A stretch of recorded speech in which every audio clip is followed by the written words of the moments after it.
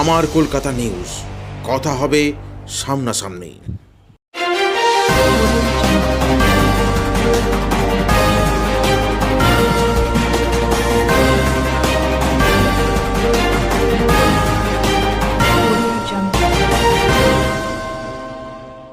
এবার ধনেখালিতে পড়ল পোস্টার।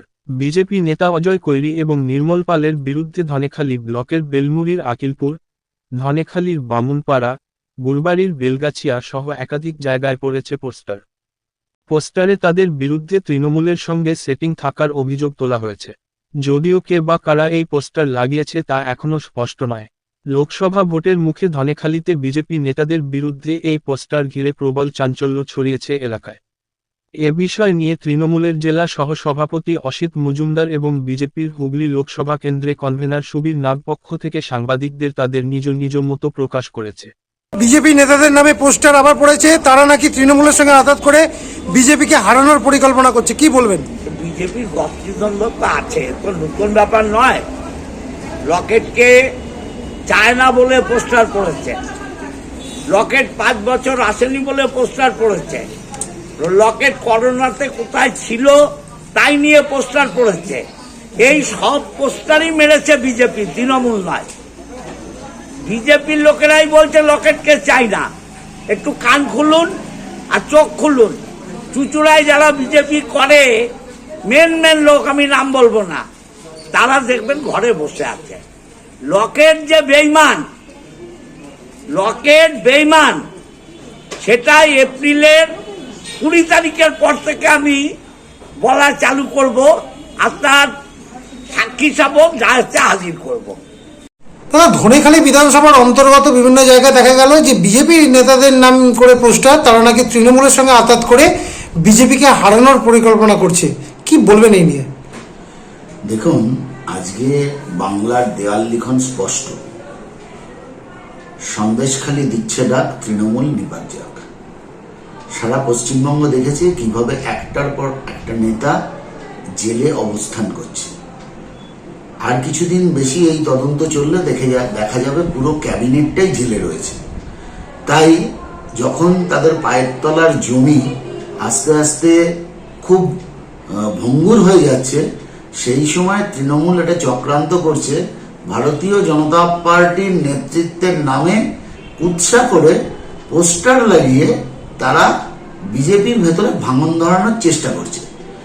এই চেষ্টা ব্যর্থ শুধু নয়, খুব দায়িত্ব নিয়ে বলছি, লকেট চ্যাটার্জি দ্বিগুণ ভোটে জিতবে।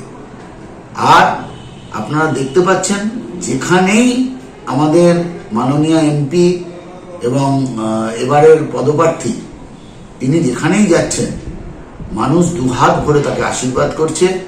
তিনি মানুষের মধ্যে, একেবারে মানুষের কাছে যাচ্ছেন। প্রতিটা বিধানসভায় এখন অবধি তার বলা যায় 4-5 বার করে প্রত্যেক জায়গায় বিভিন্ন কার্যক্রমে যাওয়া হয়েছে। তৃণমূল তাদের যিনি পদপ্রার্থী রচনা বন্দ্যোপাধ্যায়, তাকে নিয়ে সেই জায়গায় পৌঁছতে পারছে না। তাহলে এই যে একটা ফারাক লক্ষ্য করা যাচ্ছে, লকেট চট্টোপাধ্যায়ের জনপ্রিয়তা এবং মানুষের সাথে মিশে যাওয়া, সেটা না পারার জন্য তারা এটা চক্রান্ত করে শাসক দল নানাভাবে ভারতীয় জনতা পার্টির কার্যকর্তাদের ভেতরে গোষ্ঠীদ্বন্দ্ব প্রমাণ করতে চাইছে। কিন্তু বাংলার মানুষ জানে গোষ্ঠীদ্বন্দ্ব কাদের, কাদের নিজেদের নেতারা নিজেদের নেতাদের হাতে খুন হয়, কোথায় প্রতিটা অঞ্চলে প্রতিটা পঞ্চায়েতে আমরা দেখেছি। আপনারা বক্তব্য মনে আছে কারা কাদের মেরেছে। যদি তৃণমূলের 100 জন খুন হয়, 90 জন হচ্ছে নিজেদের নেতারা নিজেদের কোন্দলে খুন হয়।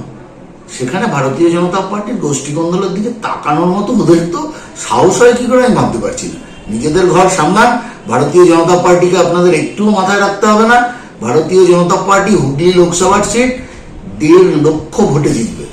যদি আপনাদের কিছু করার থাকে, নিজেদের দলকে সুন্দরভাবে গড়ে তুলুন। আমাদের দলের জন্য আপনাদের চিন্তা থাকতে হবে না। তৃণমূল অভিযোগ করছে যে প্রথম দিন থেকে লকেট চট্টোপাধ্যায় প্রার্থী হওয়া নিয়ে অসন্তোষ ছিল দলের অন্দরেই আপনাদের, তার সঙ্গে বিজেপির মানে আপনাদের কার্যকর্তা এখনো পর্যন্ত তাদের হয়ে প্রচারে বের হয়নি, কি বলবেন? দেখুন, আমি এই জেলার দীর্ঘদিন সভাপতি ছিলাম। গত লোকসভা নির্বাচনে আমার নেতৃত্বে দল লকেট দিকে এখানে জিতিয়ে এনে এমপি করেছিল। আমি এখনো দলের নির্বাচনের দায়িত্বে আছি। আমি জানি না আমার চুঁচুড়া বিধানসভায় কোন কার্যকর্তা বসে রয়েছে। প্রতিটা কার্যকর্তা তার সমস্ত, হ্যাঁ হতে পারে আগের বার হয়তো যে খুব অ্যাক্টিভ ছিল, এবার তার সাংসারিক কারণে কোনো কাজের কারণে সে হয়তো একটু সময় কম দিতেই পারে, সেটা নিয়ে কথা না। কিন্তু কোনো আমার রাজনৈতিক নেতা কার্যকর্তা কেউ নেই যে ঘরে বসে আছে, এটা ওনাদের ভ্রান্ত ধারণা। ওনারা কিছু একটা অজুহাত সবসময় তুলে রাখেন, সবসময় বিজেপিকে লোকের কাছে ছোট করার জন্য নানা রকম ফন্দি আটেন, কিন্তু কোনোটাই কাজে দেবে না। চুঁচুড়া বিধানসভা আমরা 30,000-এর বেশি ভোটে জিতব। তৃণমূলের সমস্ত নেতা মন্ত্রীদের প্রায় কয়েকশো গুণ সম্পত্তি বেড়েছে। তারা মন্ত্রী অথবা বিধায়ক বা জেলা পরিষদের কর্মাধ্যক্ষ প্রত্যেকের নামে আমাদের কাছে হুগলি লোকসভার সমস্ত বিধানসভায় কোন নেতার কত গুণ সম্পত্তি বেড়েছে, কার কত জমি আছে, সমস্ত রিপোর্ট আমাদের কাছে আসছে। কারা তুলে দিচ্ছে? তৃণমূলের নেতারা, আর এক পক্ষই তুলে দিচ্ছে।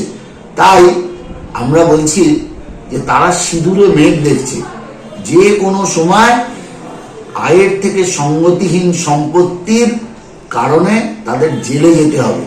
এসব থেকে চোখ সরাতে তারা ভারতীয় জনতা পার্টির সংগঠন নিয়ে মাঝে মধ্যেই নানা রকম গল্প ফাঁদেন। কিন্তু আমি দায়িত্ব নিয়ে বলছি, যারা এটা করছেন একবার শুধু ভাবুন আপনাদের দুর্গতি কদিন বাদে কি হবে। আমার কলকাতা নিউজ, কথা হবে সামনাসামনি।